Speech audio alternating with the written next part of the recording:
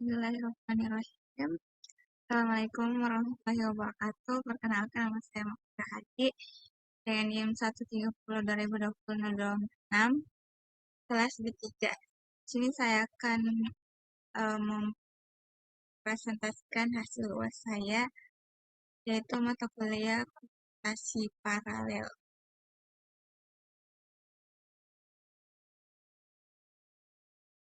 Yang pertama, pengantar komputasi paralel.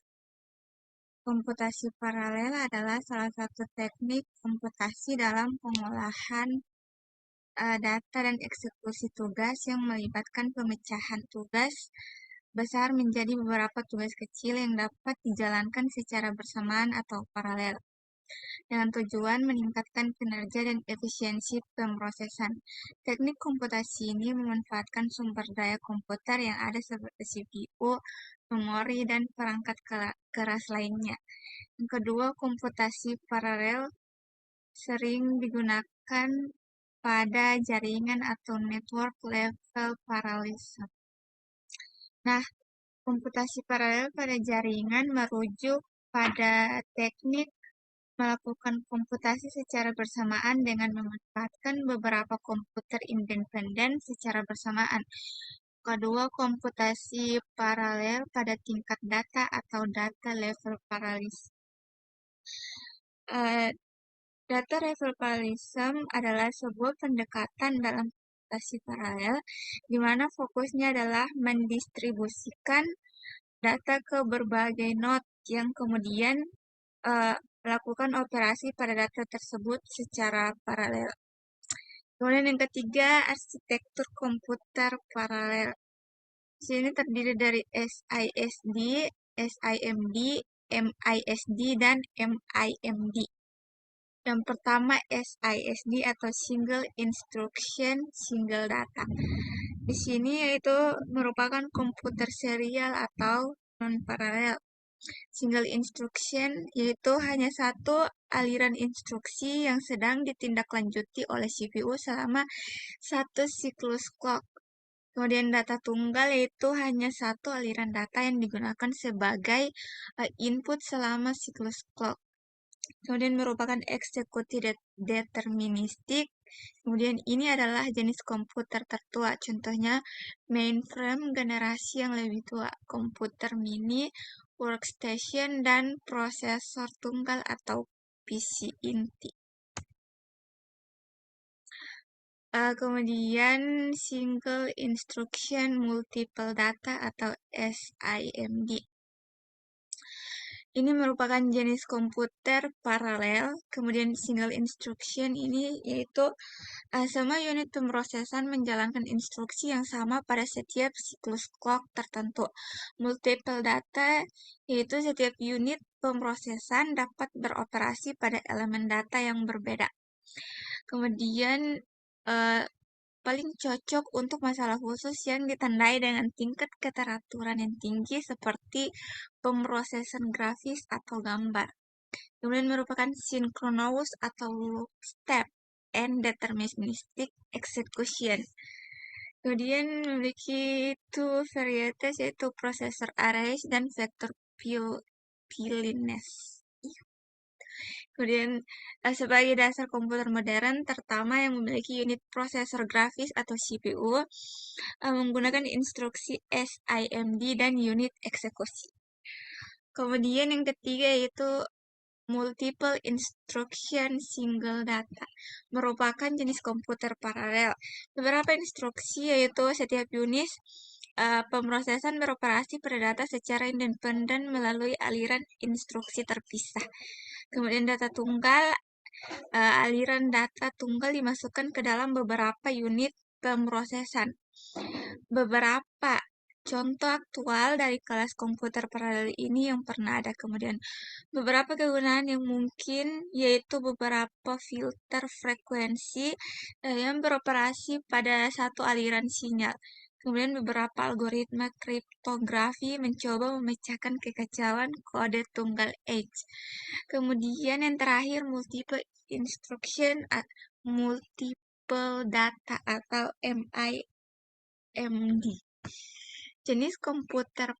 merupakan jenis komputer paralel. Multiple instruction, setiap proses dapat menjalankan aliran instruksi yang berbeda, kemudian multiple data, setiap proses bekerja dengan aliran data yang berbeda. Kemudian eksekusi dapat sinkron atau asinkron, deterministik atau non-deterministik. Saat ini jenis komputer paralel yang paling umum kebanyakan superkomputer modern termasuk dalam kategori ini. Kemudian contohnya seperti superkomputer terbaru, klaster komputer paralel jaringan, dan grid. Kemudian komputer SMP multiprosesor, kemudian PC multicore, dan lain-lain. Kemudian bahasa pemrograman dilakukan pada komputasi paralel yaitu C atau C++, itu menggunakan pustaka OpenMP dan pustaka Ptritz, kemudian Fortran, kemudian Java, Python, dan lain-lain. Yang kedua, lanjutan pengantar komputasi paralel. Yang pertama, paralel terminologi. Terdiri dari task atau tugas, communication, konkurensi, thread, proses, shared memory, distribusi computing, parallel algoritme, kemudian speed up, scalability, paralelisme data, paralelisme tugas, message spacing, barrier, fork join model, distribute memory, task scheduling, multiprosesor, multikomputer, dan multicore. Kemudian yang kedua, sistem kerja CPU. Yang pertama ada control unit atau unit control. Ini berfungsi bertanggung jawab untuk mengontrol operasi seluruh CPU dan koordinasi eksekusi instruksi dalam program. Kemudian tugasnya yaitu mengambil instruksi dari memori, mengurai instruksi tersebut, dan memerintahkan komponen-komponen lain dalam CPU untuk melaksanakan instruksi tersebut. Ini juga mengatur aliran instruksi, menjaga urutan eksekusi yang benar, dan mengendalikan aliran data. Kemudian yang kedua yaitu Arithmetic Logic Unit atau ALU. Itu berfungsi yang bertanggung jawab untuk melakukan operasi aritmatika, yaitu penjumlahan, pengurangan, perkalian, dan pembagian. Dan operasi logika seperti AND, OR, dan NOT pada data. Tugas ALU yaitu mengambil operan atau data yang akan dioperasikan, kemudian menjalankan operasi yang diperlukan dan menghasilkan hasil dari operasi tersebut. Hasilnya kemudian dapat disimpan dalam register. Kemudian register. Register berfungsi sebagai penyimpanan kecil dalam CPU yang digunakan untuk menyimpan data instruksi dan alat memori. Kemudian register bertugas untuk menyimpan data yang diolah oleh ALU dalam alamat memori yang akan diakses. Hasil dari operasi dan instruksi yang sedang dieksekusi. Registrasi adalah lokasi yang sangat cepat untuk menyimpan data yang dibutuhkan oleh CPU. Kemudian yang ketiga yaitu ukuran kinerja komputasi paralel. Yang pertama ada ukuran kinerja untuk prosesor. Untuk menilai kinerja dari unit proses yang mengukur kecepatan atau operasi dan dapat dilakukan selama jangka waktu tertentu. Yang pertama berdasarkan Hertz, MIPS atau million of instruction per second, kemudian MFLOPS atau million floating operation per second. Kemudian yang kedua yaitu ukuran kinerja untuk aplikasi paralel.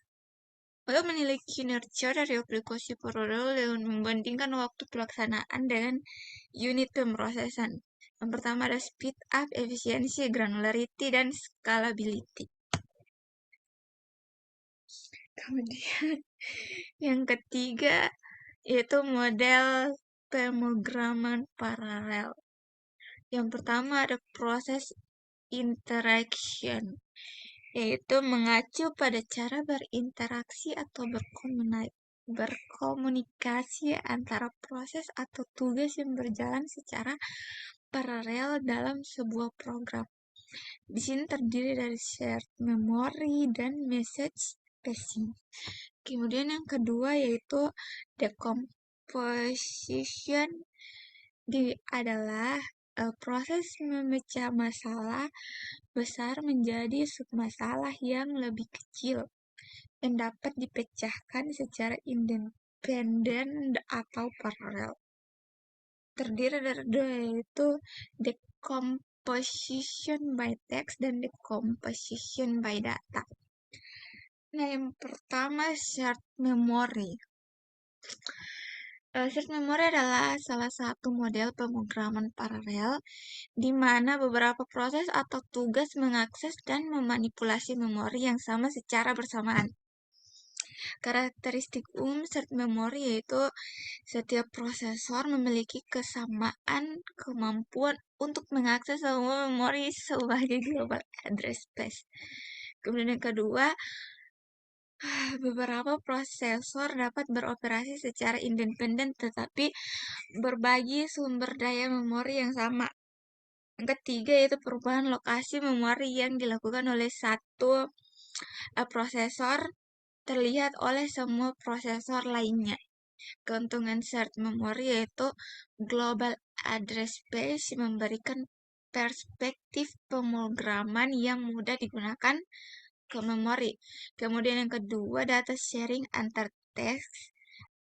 teks lebih cepat dan seragam karena kedekatan memori dengan CPU. Kemudian kerugian shared memory. Kerugian utama adalah kurangnya skalabilitas antara memori dan CPU, menambahkan lebih banyak CPU secara geometris dan meningkatkan lalu lintas pada jalur CPU. Shared memory dan untuk sistem cache yang koheren secara geometris meningkatkan lalu lintas yang terkait dengan cache atau manajemen memori. Tanggung jawab programmer untuk konstruksi sinkronisasi yang memastikan akses korek dari memori global. Kemudian yang keempat, lanjutan dari model pemrograman paralel, itu message passing. Pengertian message passing yaitu merupakan teknik bagaimana mengatur suatu alur komunikasi messaging terhadap proses pada sistem. Dalam pemrosesan paralel yang berjalan secara independen, cara berkomunikasi dengan mengirim pesan satu sama lain. Kemudian yang kedua yaitu model message passing. Model message passing sebagian besar dapat digunakan dalam komunikasi antara proses yang dijalankan pada komputer berbeda yang terhubung oleh jaringan. Kemudian model message passing dapat digunakan untuk memproses komunikasi dijalankan pada komputer yang sama atau satu komputer, tetapi disarankan untuk proses komunikasi pada komputer yang sama atau satu komputer karena tidak memberikan manfaat tambahan apapun dibandingkan dengan model shared memory. Kemudian metode message passing ada dua yaitu synchronous message passing dan asynchronous message passing. Kemudian yang keempat, kegunaan message passing. Shared memory pada multiprosesor dan shared memory pada unprosesor dan sistem terdistribusi. Kemudian karakteristik message passing yaitu komunikasi melalui pesan, independensi unit pemrosesan, kohesivitas memori, synchronization, dan skalabilitas. Yang keenam, contoh implementasi. MPI atau Message Passing Interface. MPI adalah standar industri yang banyak digunakan untuk pemrograman paralel berbasis pesan. Sedangkan VM atau Parallel Virtual Machine yaitu kerangka kerja pemrograman paralel yang mendukung berbagai jenis sistem. Kesulitan message passing. Paradigma message passing dapat menghasilkan kode yang lebih rumit dibandingkan dengan paradigma serta Mori karena pemrograman harus secara eksplisit mengelola komunikasi antar unit pemrosesan, koordinasi yang baik, dan pemahaman yang mendalam tentang pesan, sinkronasi, dan alokasi memori sangat diperlukan. Kemudian yang kelima, Message Passing Interface atau MPI.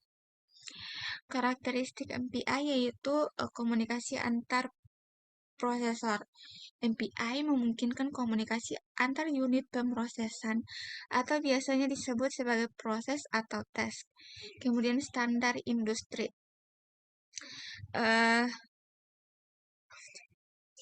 MPI adalah standar industri yang digunakan untuk pemrograman paralel. Standar ini telah diterapkan dalam berbagai bahasa pemrograman seperti C, C++, Fortran, dan Python.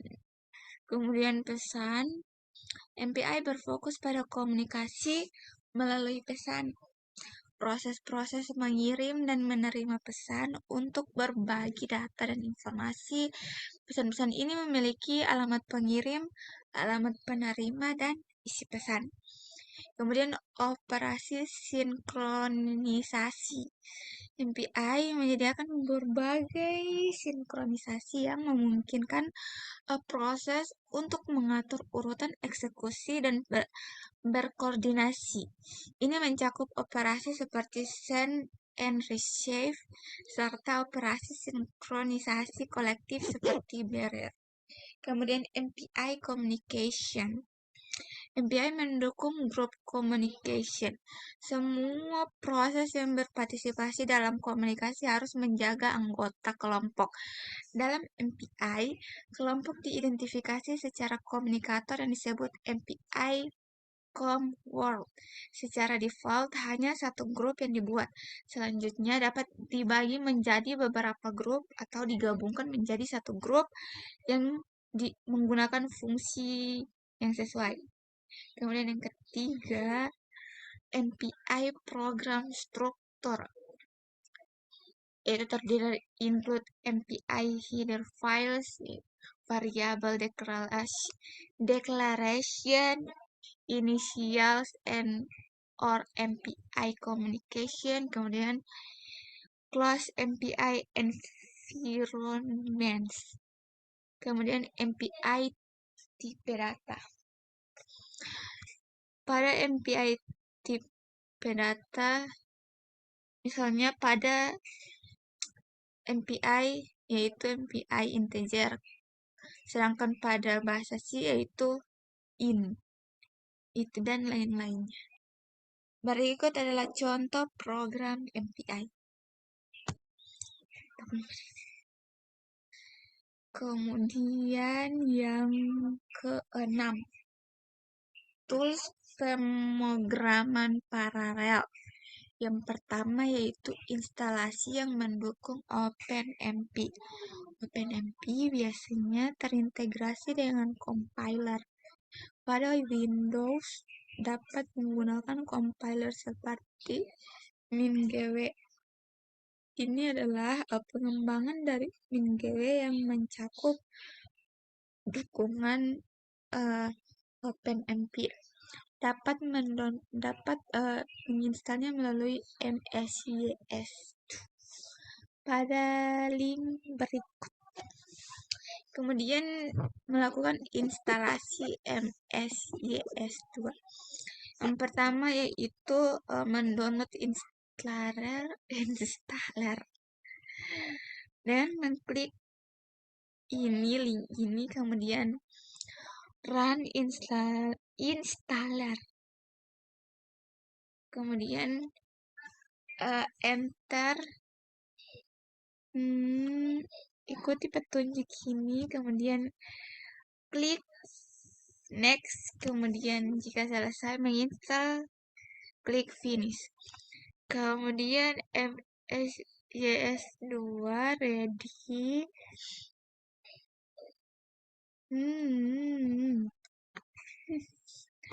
Nah, sebelum menginstal OpenMP, pastikan database paket MSYS2 terupdate dengan menjalankan perintah pacman-shu atau perintah berikut. Untuk menggunakan OpenMP, diperlukan compiler yang mendukungnya, yaitu GCC atau GNU Compiler Collection. Ini merupakan salah satu pilihan yang umum digunakan dengan menjalankan perintah seperti perintah ini. Kemudian akan muncul seperti ini. Kemudian ketikkan perintah gcc version dan akan muncul versi gcc yang dimiliki. Berikut adalah contoh kode program OpenMP. Kemudian instalasi compiler MPI. Nah, untuk menjalankan kode program MPI di MSYS2 perlu mengikuti beberapa langkah. Langkah pertama yaitu membuka terminal MSYS2. Kemudian langkah kedua melakukan instalasi Microsoft MPI. Di sini perlu menginstal Microsoft MPI terlebih dahulu. Jika belum melakukannya, ketikkan perintah berikut untuk menginstal MS MPI atau Microsoft MPI, yaitu perintah berikut ini. Kemudian langkah ketiga yaitu download installer Microsoft MPI versi 10.10 pada link ini dan pilih yang dibutuhkan. Oke. Kemudian direktori MPI berada pada ini. Kemudian yang nantinya akan digunakan untuk mengeksekusi kode program MPI secara paralel. Seperti ini isi filenya. Berikut adalah contoh kode program MPI.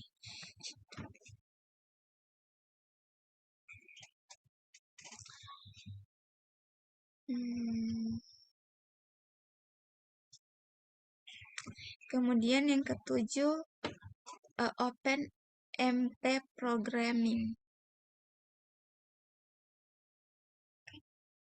OpenMP adalah standar yang digunakan untuk pemrograman paralel multithreading pada arsitektur shared memory. Pada compiler GCC, sehingga tidak perlu instalasi tambahan. Programmer cukup menambahkan direktif OMP pada pragma, kemudian memparalelkan program kompilasi program menggunakan GCC OpenMP. Yang pertama pada OpenMP Programming itu critical section yaitu digunakan untuk mengontrol akses bersama ke sumber daya yang bersifat bersamaan atau shared resource, sehingga mencegah thread untuk mengakses bagian kode secara bersamaan.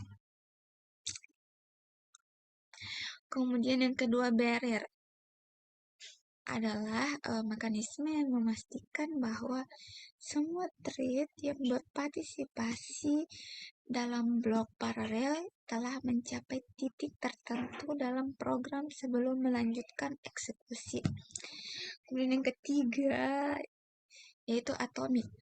Penggunaan atomik dalam OpenMP adalah untuk melindungi operasi terhadap variabel bersama dari kondisi perlombaan atau race condition.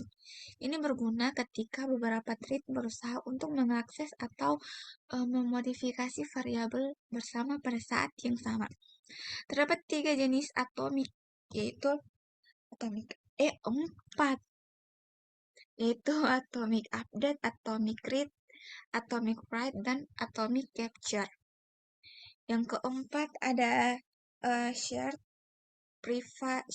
and private variables. Shared variable yaitu variabel bersama adalah variabel yang dapat diakses oleh semua thread dalam lingkungan paralel. Ini berarti bahwa semua thread memiliki akses ke variabel yang sama dan dapat membaca dan menulis ke variabel tersebut. Kemudian private variables yaitu variabel yang masing-masing thread memiliki salinan sendiri, seperti setiap thread memiliki salinan yang terpisah dan tidak berbagi nilainya dengan thread lain. Kemudian yang kelima itu Amdahl's Law, yaitu hukum Amdahl. Itu merinci sejauh mana peningkatan kinerja yang dapat dicapai melalui paralelisasi tugas. Kemudian yang keenam ada environment variables. Environment variables dalam OpenMP adalah variabel-variabel yang mempengaruhi perilaku dan konfigurasi runtime dari OpenMP, memungkinkan untuk mengontrol berbagai aspek dari eksekusi paralel seperti jumlah thread, pengaturan schedule, dan lainnya. Nah, ini merupakan beberapa contoh environment variables dalam OpenMP, yaitu misalnya OMP NumThreads, OMP Schedule, OMP Dynamic, OMP Procbean, OMP Nested, OMP Stack Size, OMP Wait Policy, OMP Places, dan OMP Max Active Level. Kemudian yang ketujuh yaitu conditional. Yang kedelapan, materi kedelapan, itu lanjutan OpenMP programming. Nah, lanjut yang ketujuh, conditional. OpenMP condition adalah istilah mengacu pada penggunaan klausa kondisional seperti if dalam direktif OpenMP untuk mengontrol apakah sebuah blok kode harus dijalankan secara paralel atau tidak. Kemudian OpenMP function. OpenMP function lebih merujuk pada fungsi-fungsi yang disediakan oleh pustaka OpenMP untuk mengendalikan perilaku eksekusi paralel dan mengakses informasi tentang thread yang berjalan. Kemudian reduction. OpenMP reduction adalah konsep yang digunakan untuk mengagregasi hasil dari operasi yang dilakukan oleh banyak thread ke dalam satu hasil akhir. Digunakan ketika beberapa thread melakukan operasi yang bersifat komutatif dan asosiatif pada data yang berbeda. Kemudian yang ke-10 yaitu for. For digunakan untuk mengindikasikan kepada kompilator bahwa suatu loop dapat dieksekusi secara paralel oleh beberapa thread. Kemudian yang ke-11 yaitu OpenMP Master. OpenMP Master adalah digunakan untuk mengontrol jalannya kode paralel. Direktif master digunakan untuk menandai blok kode yang hanya akan dieksekusi oleh thread master. Biasanya thread dengan ID 0. dan diabaikan oleh thread lainnya. Kemudian yang ke-12 yaitu single. Pragma OMP single adalah direktif OpenMP yang digunakan untuk mengendalikan bagian kode yang hanya dieksekusi oleh satu thread tunggal dalam sebuah tim thread. Sama halnya dengan master, tetapi perbedaan utama antara master dan single adalah memungkinkan thread apapun dapat melakukannya. Kemudian yang ke-9 yaitu MPI programming. Pengertian MPI. MPI adalah standar industri yang banyak digunakan untuk pemrosesan paralel berbasis pesan. MPI send and receive, yaitu mengirim dan menerima adalah dua konsep dasar MPI. Hampir setiap fungsi tunggal di MPI dapat diimplementasikan dengan panggilan kirim dan terima menggunakan fungsi pengiriman dan penerima dan pemblokiran MPI. Kemudian alur proses komunikasi MPI. Yang pertama, proses A memutuskan pesan perlu dikirim ke proses B. Kemudian proses A kemudian mengemas semua data yang diperlukan ke dalam buffer untuk proses B. Selanjutnya data kemudian dikemas ke dalam satu pesan sebelum ditransmisi atau buffer. Kemudian selanjutnya data ditransmisi menggunakan perangkat jaringan untuk menentukan routing ke node yang tepat. Selanjutnya proses B masih harus mengakui bahwa ia ingin menerima data dari proses A. Kemudian MPI point-to-point communication. Itu jenis komunikasi ini terjadi antara sepasang proses. Disebut juga komunikasi point-to-point. Dua jenis fungsi tersedia yaitu send dan receive. Kemudian proses sender menggunakan fungsi send dan proses receiver menggunakan fungsi receive. Kemudian fungsi-fungsi ini dikategorikan menjadi synchronous send dan asynchronous atau buffered send. Dalam asynchronous atau buffered send, buffer digunakan untuk menyimpan pesan. List of point-to-point function yaitu ada MPI send, MPI ISEND, MPI RES, MPI IREF, dan MPI send RECH. Yang terakhir yaitu MPI collective communication. Tipe of collection function yaitu MPI memiliki komunikator default yang disebut MPI COMWORD yang berisi semua proses yang tersedia. Komunikasi kolektif melibatkan komunikasi data menggunakan semua proses di dalam komunikator tertentu. Ketika panggilan kolektif dijalankan, itu harus dipanggil oleh semua proses di dalam komunikator. Komunikasi kolektif dan komunikasi point-to-point dijalankan secara independen. Mereka tidak saling mengganggu dalam komunikasi kolektif. Tag tidak digunakan. Point-to-point yang digunakan point-to-point yaitu komunikasi satu ke satu dapat memblokir atau tidak memblokir, tetapi semua komunikasi kolektif menghalangi.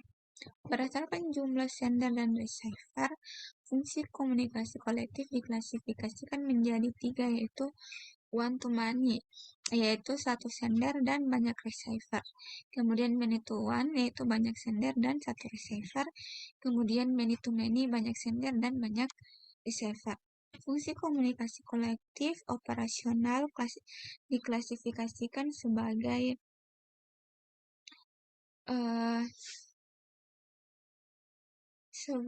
yang pertama barrier synchronization yaitu memblokir semua proses mencapai titik sinkronasi. Kemudian data movement, yaitu transmisi data melalui komunikator, kemudian collective operation, yaitu satu proses dari komunikator mengumpulkan data dari semua proses dan melakukan data tersebut untuk menghitung hasil. Terima kasih, itulah hasil dari presentasi saya. Mohon maaf bila ada salah. Assalamualaikum warahmatullahi wabarakatuh.